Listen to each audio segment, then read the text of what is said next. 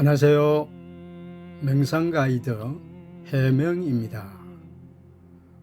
오늘 이 영상을 클릭하셨다면 혹시 최근에 이런 경험이 있었던 것은 아닐까요? 누군가에게 화를 그대로 터뜨린 뒤 돌아서서 후회하신 적이 있으신가요?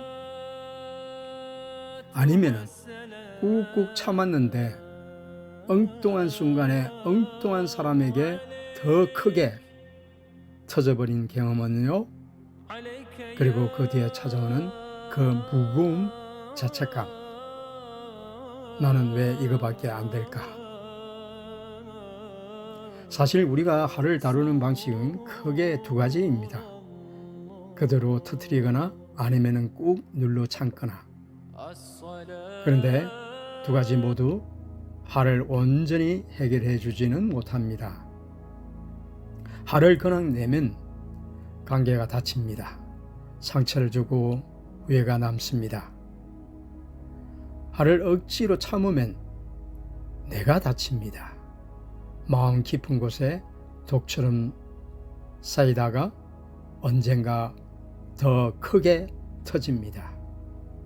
그렇다면 세 번째 길은 없을까요? 오늘 그 이야기를 함께 해보겠습니다. 화를 다루는 방식 딱 세 가지로 나눌 수 있습니다. 첫 번째는 화를 그냥 내는 것입니다. 화가 오르는 순간 그것을 그대로 표출합니다. 말로, 표정으로, 때로는 행동으로.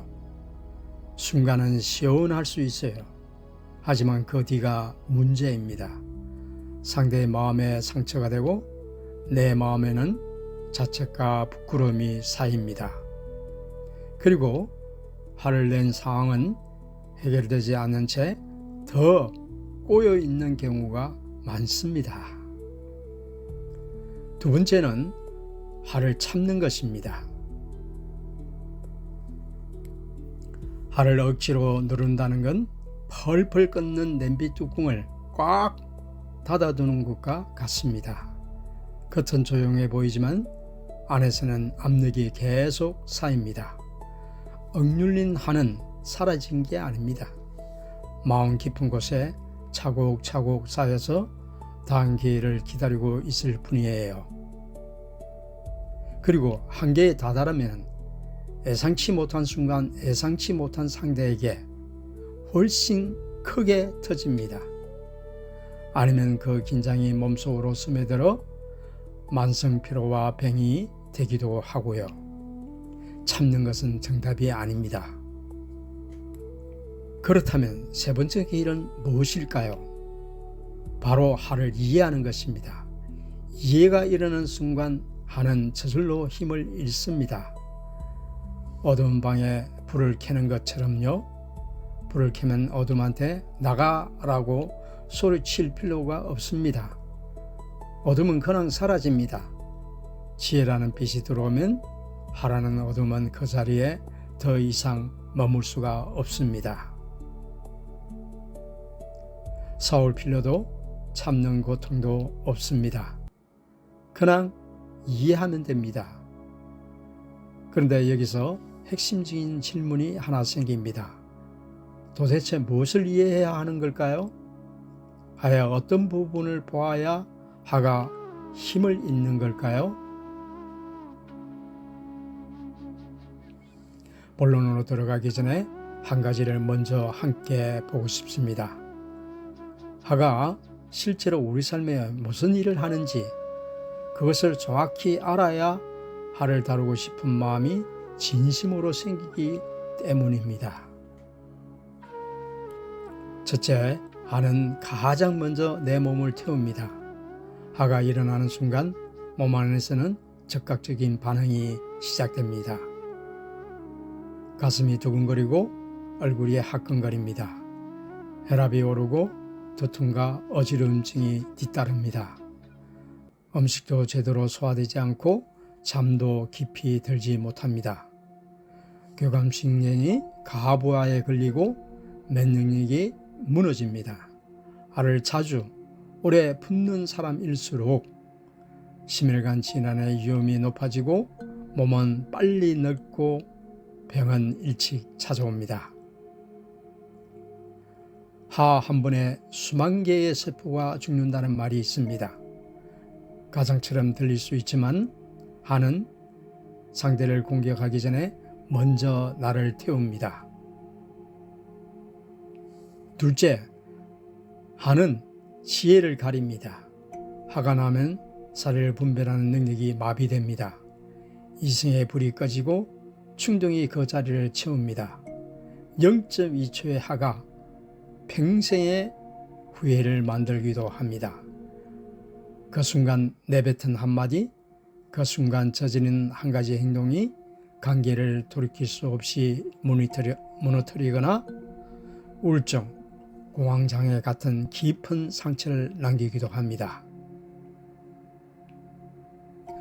화가 잦아질수록 마음은 점점 좁아지고 예민해집니다.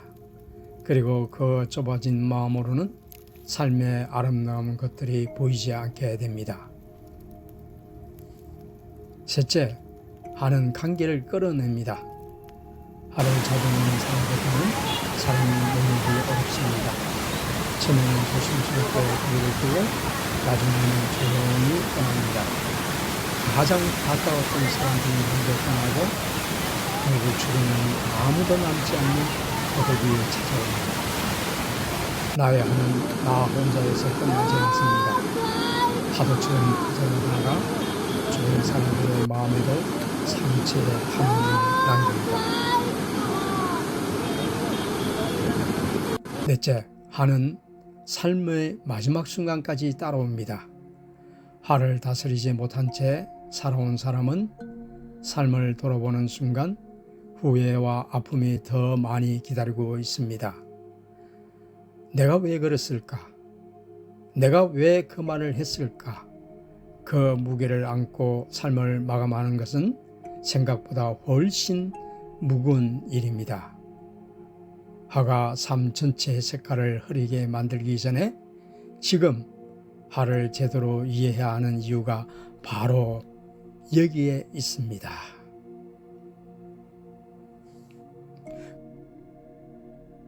그렇다면 화를 이해한다는 것은 무엇일까요? 그것은 결국 지혜가 작동하는 것입니다. 화가 일어나는 순간 우리 마음에는 두 가지 힘이 충돌합니다. 하나는 화의 마음, 맹렬하게 타오르며 모든 것을 집어삼키려는 불꽃. 다른 하나는 알아차림과 지혜의 힘. 조용하지만 그 불꽃을 있는 그대로 바라볼 수 있는 눈. 하는 어둠과 같습니다. 지혜는 그 어둠 속에서 켜지는 불빛과 같습니다. 불을 켜는 순간 어둠은 싸우지 않아도 저절로 물러납니다. 지혜가 작동하는 순간 화는 힘을 잃기 시작합니다. 그런데 지혜는 어디서 오는 걸까요? 지혜는 멀리 있지 않습니다. 화의 뿌리를 가만히 들여다보는 것, 바로 그것이 지혜의 시작입니다. 화를 이해한다는 것, 그 첫 번째 단계는 화의 뿌리를 보는 것입니다. 화가 났던 순간을 한번 떠올려보세요. 식당에서 음식이 아주 늦게 나왔을 때, 운전 중에 누군가 갑자기 끼어들었을 때, 열심히 부탁했는데 상대가 내 말을 무시했을 때, 그 밑바닥에는 언제나 이런 마음이 깔려 있지 않았나요? 화란 결국 내 뜻대로 흘러가지 않는 현실에 대한 마음의 거부 반응입니다. 거절당한 욕망의 또 다른 이름이 바로 화인 것입니다. 이것을 현대 심리학에서는 집착이라고 부릅니다. 세상이 내 뜻대로 되어야 한다는 강렬한 바람, 그 집착이 충족되지 않을 때 화가 일어납니다. 그리고 또 한 가지 중요한 것이 있습니다. 나라는 자에 대한 집착입니다. 어떻게 나한테 이럴 수 있어? 이 한 문장 너무나 익숙하지 않으신가요? 이 문장이 하에 강력한 에너지를 공급합니다. 내가 옳다는 확신, 내 방식이 정답이라는 고집, 이 자아에 대한 집착이 강할수록 세상과 부딪히는 면적은 넓어집니다. 그리고 하는 더 자주, 더 세게 일어납니다. 생각해 보세요. 단단하고 큰 바위일수록 파도에 더 세게 부딪힙니다. 반면 작은 돌멩이는 파도에 실려 그냥 흘러갑니다. 마음의 유연함이 곧 하로부터의 자유입니다.